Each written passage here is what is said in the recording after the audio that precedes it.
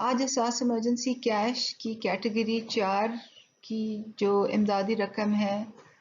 उसकी तरसील का इफ्तिताह वज़ीर-ए-आज़म साहब ने किया है, तो मैं ये ज़रूरी समझती हूँ कि ये बताऊँ कि कैटेगरी 4 क्या है। इससे पहले कि मैं कैटेगरी 4 के बारे में तफसीलात बताऊँ, मैं आपकी याद दहानी के लिए बताना चाहती हूँ कि 3 अप्रैल को मैंने एक वीडियो जारी की थी जो इस URL पे मौजूद है, और उस वीडियो में मैंने ये बताया था कि एहसास इमरजेंसी कैश क्या है, उसकी पहली, दूसरी और तीसरी कैटेगरीज क्या हैं, 8171 की SMS कैंपेन क्या है,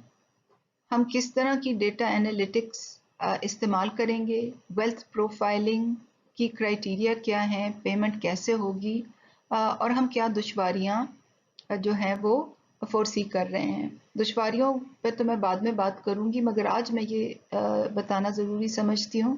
कि कैटेगरी 1, 2 और 3 के साथ हम कहाँ खड़े हैं और कैटेगरी 4 क्या चीज़ है। कैटेगरी 1, 2 और 3 की प्रोग्रेस क्या है वो आप एक वेब पोर्टल पे देख सकते हैं जो pass.gov.pk से ये पोर्टल एक्सेसिबल है। वहाँ अगर आप टोटल इमरजेंसी कैश पे जाएं तो आप देख सकेंगे कि आज तक कितनी कैश डिसबर्समेंट हुई है, कितने पैसे खर्च किए हैं, ये पैसे सूबों, GB, AJK और ICT में कैसे जा रहे हैं, यानी कि कितने कितने बेनिफिशरीज हैं वहाँ, और पैसे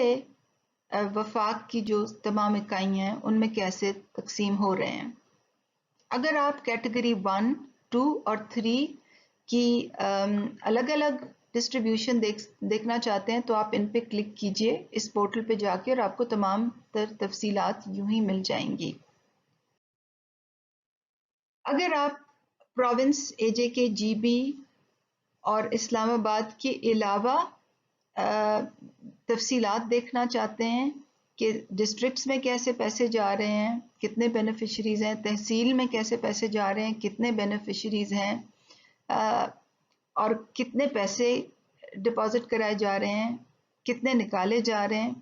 तो आप इस पोर्टल पे नीचे स्क्रॉल कीजिए, यहाँ पे प्रोविंस सिलेक्ट करें, यहाँ पे डिस्ट्रिक्ट या तहसील का नाम डालें और तमाम तफसील आपके सामने आ जाएगी। ये तमाम चीज़ें शफाफियत के पेश नज़र की जा रही हैं, और अगर आप इस पोर्टल पे pass.gov.pk पे इस पोर्टल पे आएँ तो कैटेगरी 1, 2 और 3 की क्या प्रोग्रेस है यहाँ से आप देख सकेंगे।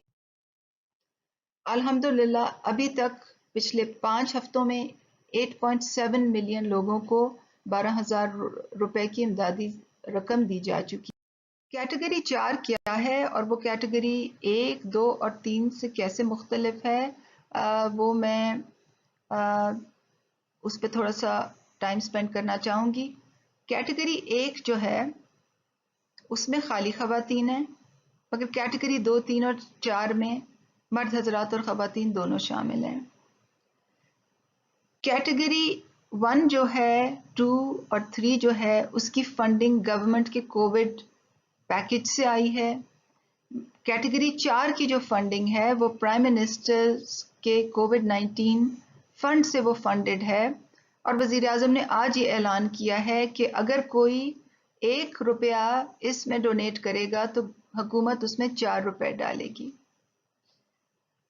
एक और जो अहम फ़र्क है वो ये है कि कैटेगरी 1 में तमाम एहसास कफ़ालत की ख़वातीन शामिल हैं। ये वो ख़वातीन हैं जो पहले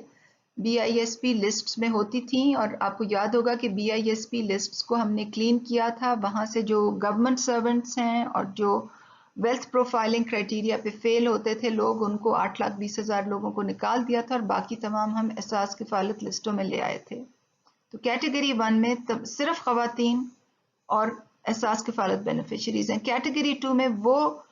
खवातीन और मर्द हजरात हैं जो कि SMS कैंपेन के जरिए आए हैं और फिर उनकी डेटाबेस से वेरिफिकेशन हुई है और उनकी वेल्थ प्रोफाइलिंग हुई है। कैटेगरी 3 में वो लोग शामिल हैं जो SMS कैंपेन से भी आए हैं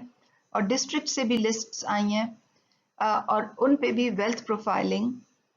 ہوئی ہے اور تمام ایک طریقہ کار وضع کیا گیا ہے۔ کیٹیگری 4 جو ہے اس کی اپلیکیشنز پرائم منسٹر کے ویب بیسڈ احساس لیبر پورٹل سے آ رہی ہیں۔ یہ ویب پورٹل جو ہے وہ یہ pmo.gov کے اوپر ایک اپلیکیشن ہے۔ جب آپ اس کو کھولیں تو وہ پہلے نادرا کے ڈیٹا بیس سے کچھ ویریفیکیشنز ہوتی ہیں، اس کے بعد ایک اور فارم کھل جاتا ہے جس میں کچھ نادرا سے جو قوائف ہیں وہ آٹومیٹیکلی آ جاتے ہیں، اور پھر اس ڈیکلریشن میں اپنے امپلائر کا کے قوائف بھی دینے ہوتے ہیں، یعنی کہ آپ کی پرانی نوکری کون سی تھی، کہاں تھی، امپلائر کا فون نمبر کیا ہے، اور پھر ایک حلف نامہ دینا ہوتا ہے کہ جو نوکری ہے وہ واقعی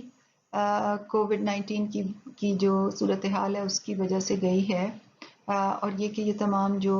ڈیٹیلز دی گئی ہیں یہ درست ہیں، اور حکومت اس کی جانچ پڑتال بھی کر سکتی ہے کسی بھی وقت۔ ایپلیکیشنز تو ہمیں آ رہی ہیں اس لیبر پورٹل سے، مگر میں یہ چیز بتانا چاہتی ہوں، اور یہ سب سے اہم بات ہے کہ جو طریقہ کار وضع کیا گیا تھا کیٹیگریز 2 اور 3 کے لیے، جو ڈیٹا ڈریون پروسیس وضع کیا گیا تھا، جو قواعد و ضوابط کے مطابق جو طریقہ کار وضع کیا گیا تھا، جس میں انسانی مداخلت کی، سیاسی مداخلت کی کا کوئی عمل دخل کی کا کوئی راستہ نہیں تھا، اور جو ان 2 سلائیڈز میں بتایا گیا تھا یہ بالکل ہی ایگزیکٹلی اسی طریقے سے یہ تمام جو حقداروں کی نشاندہی ہوگی یہ بالکل کیٹیگری 2 اور 3 میں جیسے ہوئی تھی ویسے ہی ہوگی، صرف یہ کہ ایک ایڈیشنل ایک اضافی ڈکلریشن ان لوگوں سے لی جا رہی ہے جن کی جو یہ کہتے ہیں کہ ان کی نوکری گئی ہے، مگر میں دوبارہ دہرانا چاہتی ہوں کہ تمام جو ڈیٹا کی مدد سے جو جانچ پڑتال اور قواعد و ضوابط کے مطابق جو فیصلہ سازی ہوگی حقداروں کی نشاندہی کے لیے وہ ویسے ہی ہوگی جیسے کیٹیگری 2 اور 3 میں کی گئی تھی، اور شفافیت کو